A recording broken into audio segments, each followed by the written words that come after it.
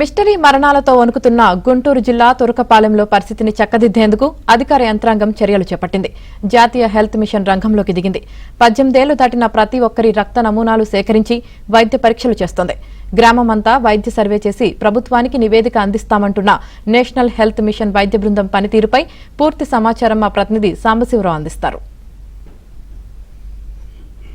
జిల్లా తురకపాలెంపై ప్రభుత్వం పూర్తి స్థాయిలో దృష్టి సారించింది. ఇప్పటివరకు కూడా తురకపాలెంలో మరణాలపై కారణం ఏంటనేది కూడా తెలియరాకపోవడంతో కూడా ఉన్నత స్థాయి వైద్య వర్గాలను కూడా రంగంలోకి దింపింది. జాతీయ వైద్య పరిషత్ వారు కూడా ఇక్కడికి వచ్చారు. ఈ గ్రామంలో ఎలాంటి వైద్య పరీక్షలు చేస్తున్నారు, ఏం జరుగుతున్నది కూడా మనతో పాటు నేషనల్ హెల్త్ మిషన్స్ వారు ఉన్నారు. సో చెప్పండి, ఏంటి అసలు ఈ గ్రామంలో ఏం జరుగుతుంది, ఏమేమి మీరు శాంపిల్స్ చేస్తున్నారు?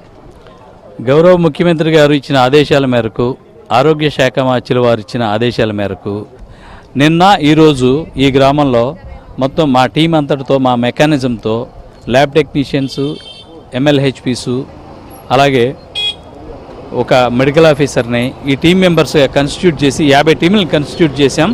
ఈ 50 టీములు కూడా గ్రామం అంతా పర్యటించి ప్రతి వీధిలోనూ ప్రతి ఇంటింటికి వెళ్ళి అందరినీ కన్విన్స్ చేసి బ్లడ్ శాంపిల్స్ సేకరించాము.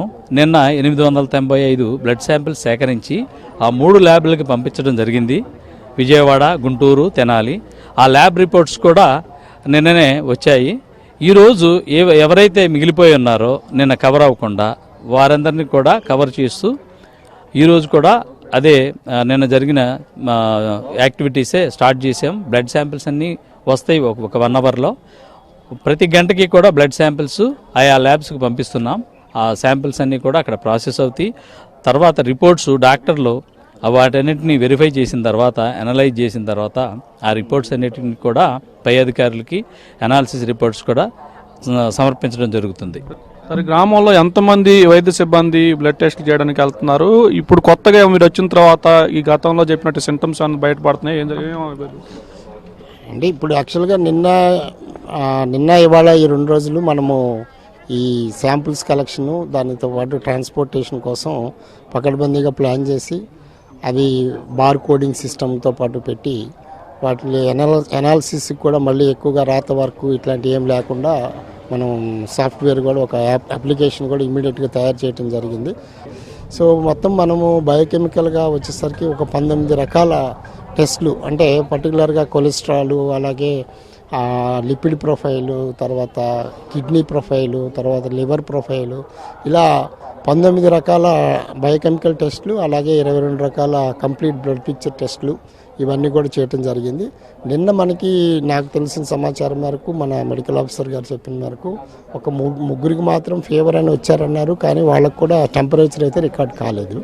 సో కొత్తగా అయితే కేసులు ఇంకా ఏమీ మనకి బయటపడలేదు. ఈ శాంపుల్స్ రిజల్ట్స్ కూడా ఎక్స్పర్ట్స్ అన్నీ వాళ్ళ అనాలిసిస్ చేసి అనాలిసిస్ అయిన తర్వాత నివేదికలు వచ్చిన తర్వాత మనం కమిషనర్ గారికి, అలాగే ఆరోగ్య శాఖ మంత్రులందరికీ కూడా అందించడం జరుగుతుంది. ఇది మొత్తానికి తురకపాలెం గ్రామంలో మొత్తం సుమారు 2500 మంది జనాభా ఉండగా వారికి శని, ఆదివారం 2 రోజుల పాటు పూర్తి స్థాయిలో బ్లడ్ శాంపిల్స్ సేకరించి వారికి వైద్య పరీక్షలు చేస్తున్నాం. మొత్తం 19 రకాల వైద్య పరీక్షలు కూడా వీటిలో కూడా వెలుగులోకి వచ్చే అవకాశం ఉన్న నేపథ్యంలో కూడా 2 రోజులు పూర్తి స్థాయిలో తురకపాలెం గ్రామాన్ని మొత్తం కూడా జల్లెడ పట్టి ఒక వైద్య ప్రాథమిక రిపోర్ట్ని వైద్య శాఖ మంత్రికి, ప్రభుత్వానికి అందించేందుకు కూడా తాము సాయశక్తిలో కృషి చేస్తున్నామంటూ కూడా నేషనల్ హెల్త్ మిషన్ వైద్యాధికారులు అయితే చెప్తున్న పరిస్థితి.